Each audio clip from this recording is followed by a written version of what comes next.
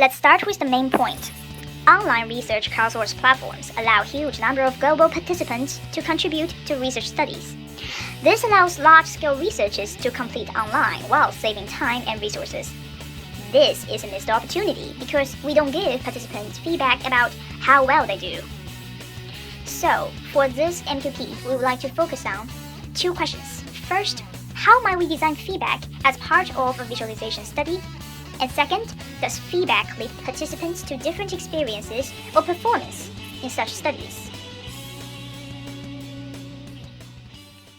When we talk about data visualization, we have to mention these people because their researches are the backbone of modern database experiments. First, we have to mention Cleveland and McGill's famous graph perception experiment.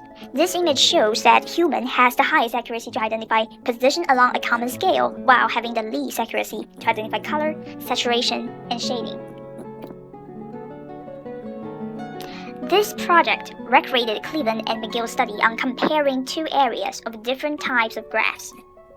Going back to the timeline, in 2010, Here and Bostock conducted a large-scale experiment which included about 1,600 people to verify the quality of input came from Amazon's Mechanical Turk, an online research crowdsourced platform.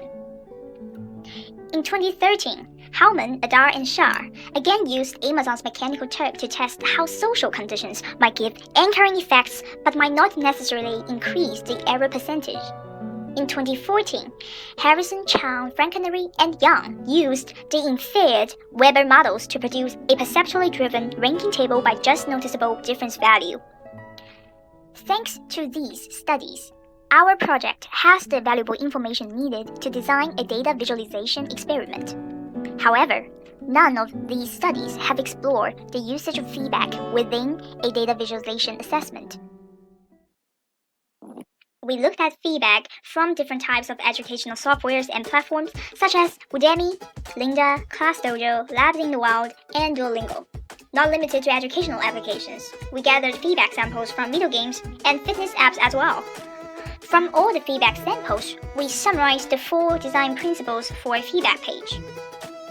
Firstly, in writing, the feedback should be an affirmative influencer which the user wants to improve his or her performance in order to get positive feedback. Next, repeatability. There should be a repeating occurrence of feedback where the user consistently receives the feedback after a certain amount of exercise.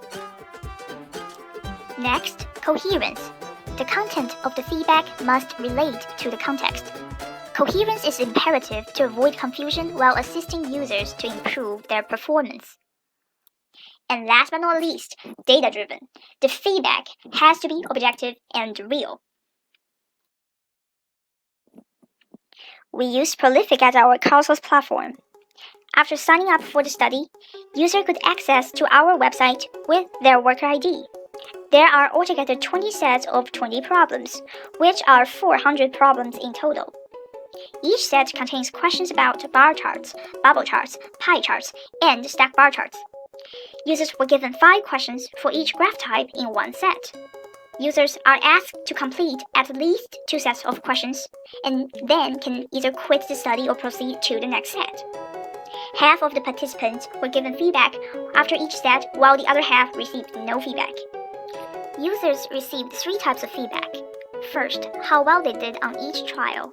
Second, a graph of distribution of errors. And third, donut charts for each chart type. After users finish their desired number of question sets, they need to complete a survey which contains some opinion and demographic questions. Now, let's take a look at the data we gathered from 64 users. This first graph is a scatter points diagram where each point is the difference between users' judgmental error across the number of sets. We can see the highest number of sets completed by users were 10 sets, and this particular user was in the no feedback group.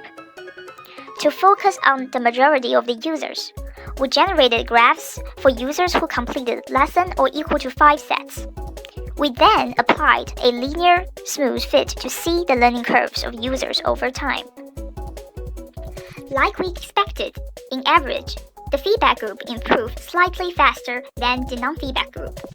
it is interesting to see that among the 4 graph types, pie charts have the most differences between the 2 groups' learning curves. On the other hand, there appears to be no definitive learning curve differences for stacked bar charts. These data can be summarized to 2 points.